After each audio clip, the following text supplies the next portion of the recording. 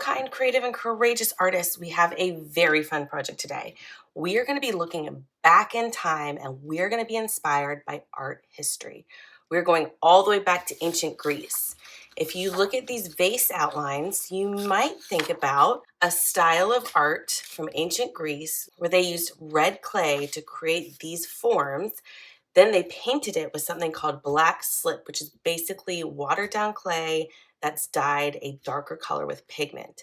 Then they would scratch away that layer of black slip to reveal the orange designs underneath. These are two project examples of what we're going to create, where we are finding inspiration from ancient Greece and using it to create our own Greek vase designs. This is going to be so much fun. So let's get started.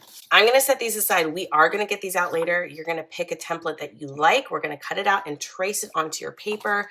But before that, we need to gather our supplies and make sure we have everything we need to get started. You need some crayons. It helps to have an orange crayon or brown or yellow. You can also layer these colors together. That's what I'm going to do to create a more interesting, colorful base layer. You also need black oil pastel, and then you need a tool to scratch with. This could be a dowel. It could be a paper clip that you unfold. It could be a scratchboard tool. For older students, maybe an X-Acto knife, but please be careful. This is very sharp. You can cut yourself, you can cut others. It could even be something called a needle tool that is often used with clay. Again, this is also very sharp with the pointed tip, so you do need to be careful. So be aware of your surroundings and be careful as you create your work of art. We are going to start with our crayons. Take your sheet of paper and pick out what color crayon you want to start with. I think I'm going to start with this kind of brownish color. And I'm just going to color in circles. I want a nice even base layer.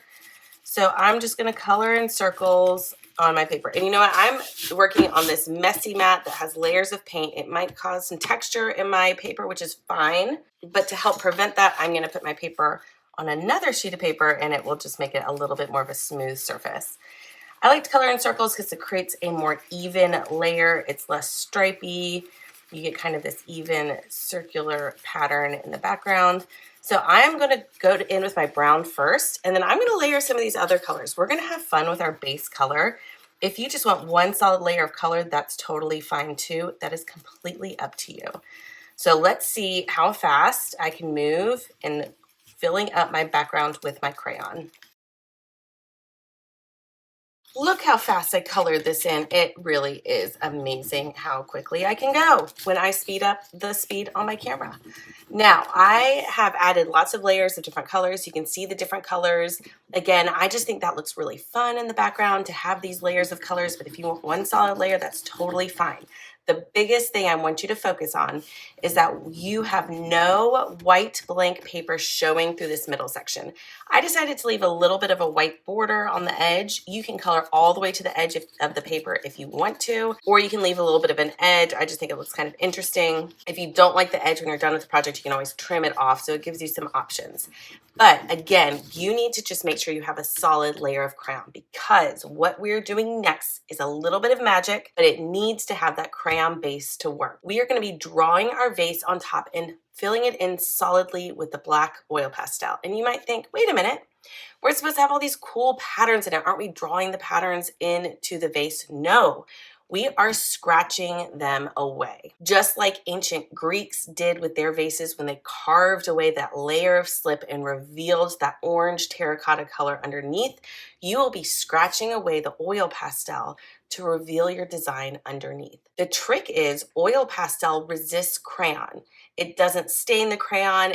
This waxy layer makes it so that the oil pastel can be removed and the color can be nice and clean underneath. So that layer of crayon is very, very important. Hold your paper up to your neighbor on both sides and say, hey, does this look solidly colored in? You can even ask your teacher to check before you start on our next step. The next step, you might have a bunch of different templates to look at, and you are going to pick one of these templates to use in your design. You're going to take your template, and if it's not already cut out, you are going to cut it out. Now, some tricks with cutting out. The easiest way to get around curves is to hold your scissors straight, slowly close them, open them and close them while your other hand is turning the paper.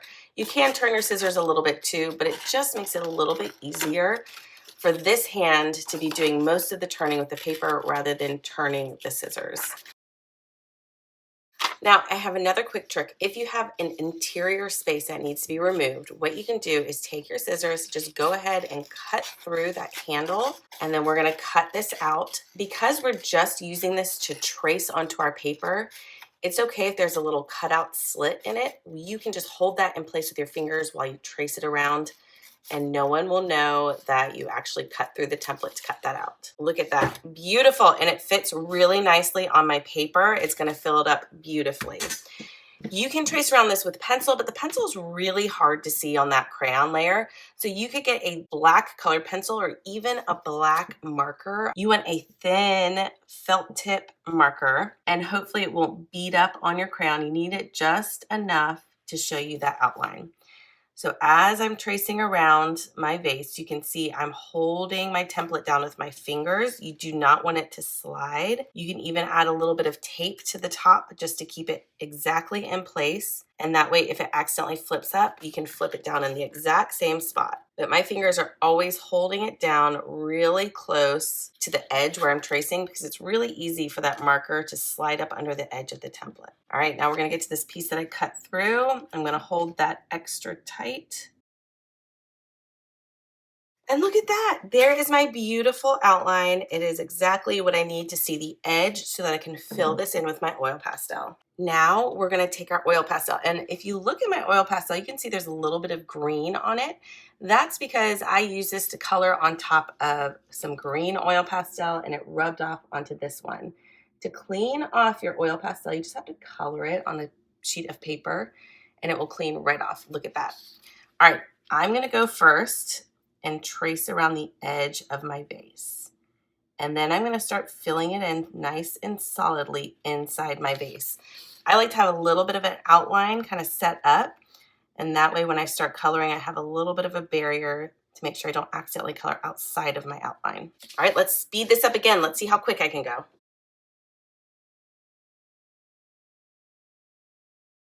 Look at that. It looks beautiful. I love the contrast between that black, and that lighter background. This is gonna look beautiful. You have it solidly filled in. If you have little speckles of color in there, that is fine. Don't stress too much about it. As long as it's mostly solidly filled in, you are good to go.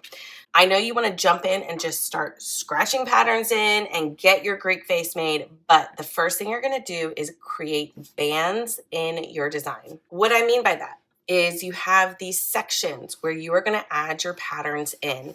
And if you look at this example, you can see the lines don't go straight across the vase. They actually curve. And what that does is it creates the illusion of form. Because if this vase was a 3D form, it was an actual clay vessel, and you looked at it, you would not see straight lines going across it. The lines are actually following the contour of the vase, and since it's three-dimensional, they curve as they go around it. So you will add your lines curving into your vase. Create bands first, and then we're gonna fill the bands with patterns. I'm gonna start at the bottom because this already has a nice curve line at the bottom. So I wanna follow that same curve with my line. The trickiest part of this project is not dragging your hand through the oil pastel.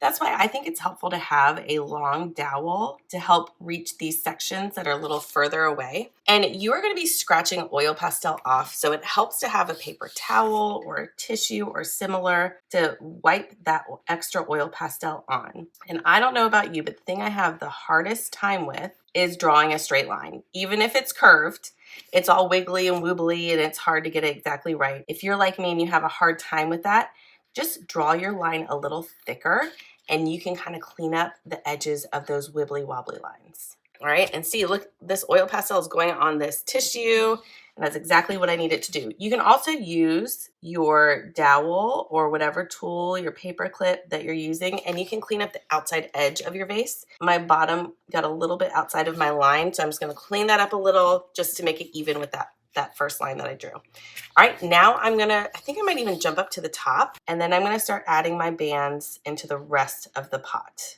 What I don't want you to do is add a bunch of really small, close together lines, because that's not going to be enough space to add patterns. I want you to add thick sections, thin sections, have fun with the width, because that makes your pot even more interesting. All right, let's get started. And I'm gonna start adding my patterns in.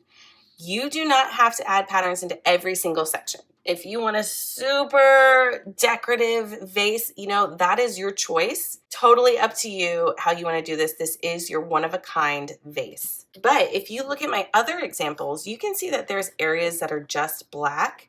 And I think that can work really well. You can also see how I use some more traditional Greek patterns like these wave patterns, these little guys here, these wave patterns, we have more like rectangular waves, more curvy waves. They used a lot of triangles and geometric shapes mixed into their vases. As you start adding designs to your vase, think about some interesting Greek designs you want to incorporate, and then some of your own unique designs to add a modern touch to your historic vase design. The best part about this is if you mess up your pattern or you absolutely hate it, just grab your oil pastel, fill that section back in, and you can start over. Easy to do. All right, let's get started on my vase design.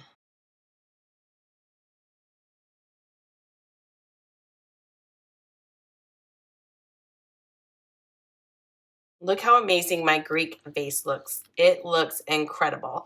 Now, you might have some spots around the edge of your Greek vase that are a little bit messy looking. You can take your dowel and kind of clean up the edges. If your dowel is just smudging it because your dowel is probably kind of messy, you can also go in with an eraser. Don't press down too hard because you don't want to erase out the crayon. And you might have to erase a little and then erase on a separate sheet of paper to clean that oil pastel off of your eraser. So you just want the edges to be a little bit cleaned up.